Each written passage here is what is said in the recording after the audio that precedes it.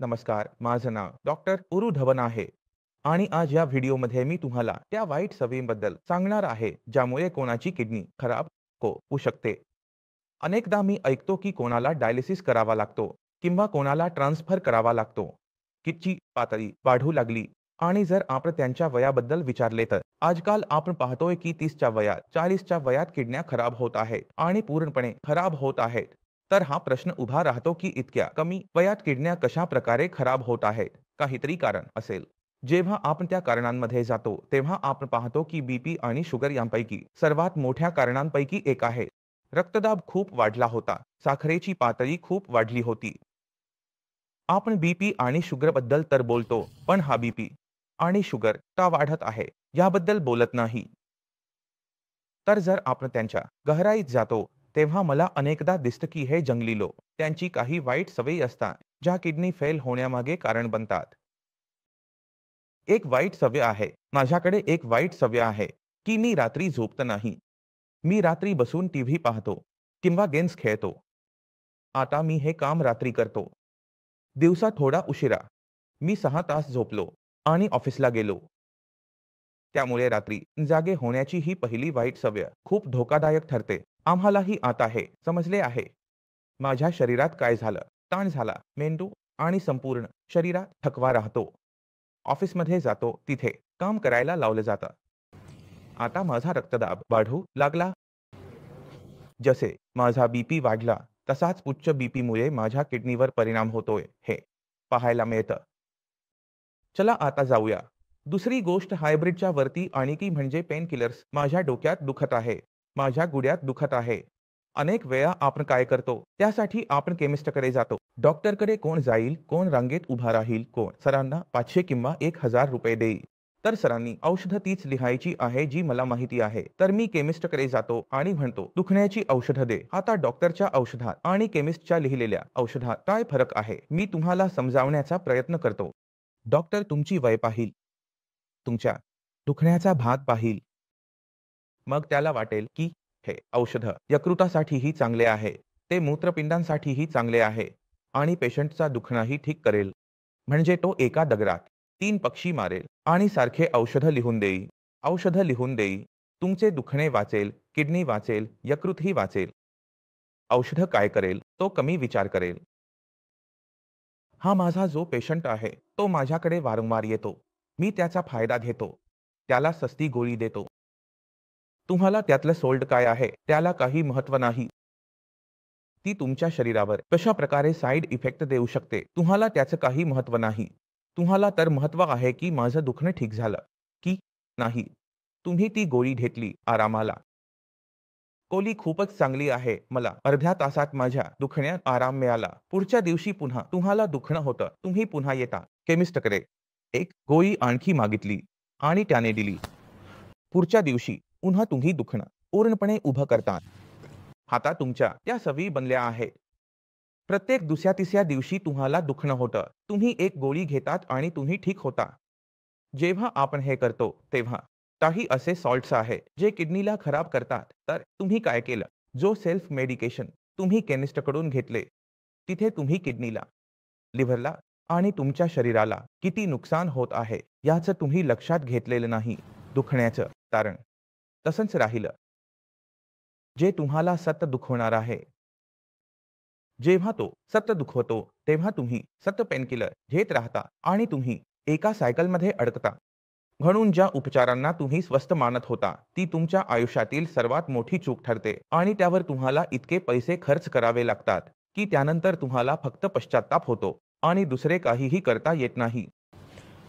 म्हणून तुम्हाला वेदनाशामक औषधे टाळावी लागतील. दुखण्यामागील कारणावर उपचार करायचा आहे, पेनवर नाही. आणि तिसरी सर्वात मोठी वाईट सवय म्हणजे मिठावर प्रेम. तुम्ही अनेकदा ऐकता कोणी म्हणतो की मी स्वीट ट्वीट आहे, मला गोड खूप आवडतं. तुम्ही एक नवीन ट्रेंड सुरू केला आहे मिठा. तुम्ही तुमचं काम केलं आहे वजनाबद्दल. मिठात सॉल्ट तोडत आहे का? कारण मला चविष्ट खाणं खूप आवडतं. मला लोणचं खूप आवडतं. मला चटणी खूप आवडतं. मला पापड खूप आवडला. मी रोटीशिवाय 4 पापड आणि चटणी खाऊच शकत नाही. माझ्या काहीतरी लागेल, काहीतरी होणार आहे. म्हणून जर तुम्हाला मीठ खाण्याची सवय आठवली तर तुम्ही जितके जास्त मीठ खाल तितके तुमचे रक्तदाब वाढेल आणि तुमचे रक्तदाब जितके जास्त वाढेल तितकेच मूत्रपिंड निकामी होण्याची शक्यता वाढते. जर किडनी खराब झाली नाही तरी तुमची बीपी काहीतरी खराब करेल. तर हे जे मिठाचं सेवन आहे त्याची सवय कमी करायला हवी. शक्य तितके चीनमधील मीठ टाळण्याचा प्रयत्न करा. जितके तुम्ही टाळण्याचा प्रयत्न कराल तितकेच तुमचे शरीर चांगलं राहील. पूर्वी काळात जो नमक होता तो सेंधा नमक असायचा. सेंधा नमकमध्ये काय असायचं तर पर्वतांमध्ये जो पाण्याचा साठा होता तो पाणी सुकल्यावर मागे नमक सोडून जातो. ते स्वतः सेंधा नमक घेतात. त्यात अनेक नैसर्गिक घटक असतात. सोडियम पोटॅशियमही असतो. सोडियमची मात्रा कमी असते. बीपी तितका वाढत नाही जितका सी सॉल्टमुळे. त्यामुळे त्यातील सोडियमचे प्रमाण थोडेसे पातळ होते. जेव्हा आपण याचा वापर करतो तेव्हा बीपी इतका वाढत नाही जितका आमच्या सी सॉल्टमुळे वाढतो. जो रिफाइंड नमक असतो त्यामुळे बीपी वाढतो. आपल्याकडे येणाऱ्या रिफाइंड मिठामुळे त्याची किंमत वाढते. तो बीपी ते पूर्वी इतके वाढले नव्हते. पण आता जो आमच्या सॉल्टची गुणवत्ता आहे, जर आपण याचा वापर जास्त प्रमाणात केला तर बीपी उच्च होण्याची समस्या आपल्याला प्रत्येक दुसऱ्या तिसऱ्या घरात दिसून येते. जे लोक हेल्दी आहेत कृपया सेंधा नमकावर शिफ्ट करा. तुम्ही नमकाला या प्रकारे प्लान करा की तुम्ही एक थैली सेंधा नमकासाठी आणि एक थैली सामान्य नमकासाठी ठेवा. कधी तुम्ही सेंधा नमक वापरा, कधी सामान्य नमक वापरा. या प्रकारे तुम्ही चालवू शकता. जो पेशंट किडनी फेलियरमध्ये आहे त्यांना असं काहीही करायला नको. सैंधव मीठ घेऊ नका. तेव्हा ते आधी चांगलं होतं पण आता तुमच्यासाठी धोकादायक होऊ शकतं कारण त्यात प्रोटेशनची मात्रा जास्त आहे. तुम्ही तुमच्या डॉक्टरच्या परवानगीशिवाय सेंधा नमकाचा वापर स्वतः करू नका. हे कोणत्याही किमती लक्षात ठेवा. आता आपण आपल्या चौथ्या वाईट सवयीकडे जात आहोत आणि ती आहे पाणी पिणे. आता पाणी पिणे कसं वाईट सवयीचं होऊ शकतं. आता तुम्हीही हेच विचार करत असाल म्हणून मी ते करण्याचा प्रयत्न करेन. आता उष्णतेचा मौसम म्हणजे मे जूनचा मौसम आलाय आणि तुम्ही यामध्ये बसले आहात. तुम्हाला उष्णता जाणवत नाही का? तुम्ही थोडं पाणी पिलं होतं. तुम्ही कामात बिझी होता. तुम्हाला कळतच नव्हतं की तुम्हाला प्यास लागली आहे. जेव्हा तुमची ब्रेक होत नाही, जेव्हा तुम्ही रिलॅक्स करत नाही, तेव्हा तुम्ही स्वतःला नोटीस करू शकत नाही की तुम्हाला प्यास लागली आहे, गळा कोरडा झाला आहे. जेव्हा आपल्या कोणत्याही क्षेत्रातून पाण्याची मात्रा खूप कमी होते, तेव्हा आपल्या किडनी खराब होऊ लागतात. कारण शरीरात जो नमक आहे, तो बाहेर काढू शकत नाही. शरीराला खूप कमी पाण्यात सर्व फंक्शन करण्यासाठी आहे. युरिन खूप जास्त पिवळा होतो. युरिनमध्ये जळण होऊ लागते आणि आपण त्याकडे दुर्लक्ष करतो. आता काय होतं की किडनीला खूप जास्त काम करावं लागतोय. खूप कमी पाण्यात सोडियम बाहेर काढता येत नाही. बीपी वाढायला लागतोय. तर या दोघांमुळे काय होते की मूत्रपिंडावर परिणाम होऊ लागतो आणि आपली मूत्रपिंड खराब होऊ लागते. म्हणून तुम्हाला तुमच्या शरीरात तेवढे पाणी टाकावे लागते जितकं शरीराला आवश्यक आहे आणि शरीर त्याची आवश्यकता सांगतं. जर तुमचा गळा कोरडा झाला असेल, ओठ कोरडे झाले असतील, तुम्हाला प्यास जाणवत असेल, तर कृपया पाणी प्या. प्यास सहन करू नका. प्यास सहन केल्याने तुम्हाला काहीही पुरस्कार मिळणार नाही. जे किडनी फेलियरच्या पेशंट आहेत, त्यांना याचं लक्ष ठेवायला हवं. जर त्यांनी पाणी खूप कमी घेतलं, तर त्यांच्या रिपोर्टमध्ये किडनीच्या लेव्हल वाढायला लागतील. लक्षात ठेवा, पाणी जास्त पिऊन घेतल्यास शरीरात सूज येऊ शकते. त्यांची किडनी खराब आहे आणि तुम्ही एकाच वेळी 1 कप पाणी पिऊ शकता आणि मग दुसरा कप पाणी पिऊ शकता. पण दोन्ही कपांमध्ये 5 ते 10 मिनिटांचा अंतर ठेवा. आता आपण शेवटच्या वाईट सवयीकडे जात आहोत. ती म्हणजे कोणत्याही प्रकारच्या तंबाखूच्या व्यसनात असणे. मग ते स्मोकिंग असो किंवा तंबाखू.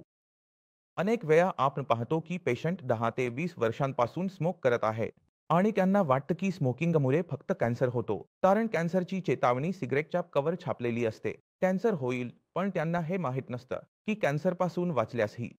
कारण तुमचे जीन चांगले आहेत. भगवानने तुम्हाला चांगले दिले आहे. सिगरेटमुळे तुमची किडनीही खराब होऊ शकते. जेव्हा आपण स्मोक करतो, तेव्हा निकोटीन आत जातो. निकोटीन तुमच्या बीपीला वाढवतो. त्यामुळे तुमची किडनी खराब होऊ शकते.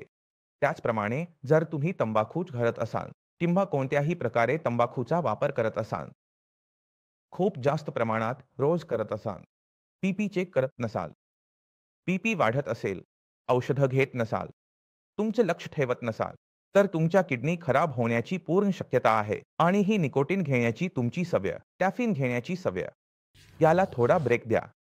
मला आशा आहे की या व्हिडिओमुळे तुम्ही त्या 5 वाईट सवयींबद्दल समजून घेतले असेल. ज्यांना तुम्ही दुर्लक्ष करता. अरे, हे तर छोटी गोष्ट आहे. हे चुका करू नका. हे खूप महागात पडू शकतं. जर किडनी वाचली तरी काहीतरी आणखी खराब होऊ शकतं. त्यामुळे कृपया, हात जोडची विनंती आहे, कृपया असं करू नका. यामुळे तुमचे शरीर हेल्दी राहण्यात तुम्हाला आणि तुमच्या कुटुंबाला खूप मदत होईल. याच्यासोबत मी तुम्हा सर्वांना पुढे जाण्याची परवानगी देतो. पुढील व्हिडिओमध्ये भेटू. तोपर्यंत नमस्कार.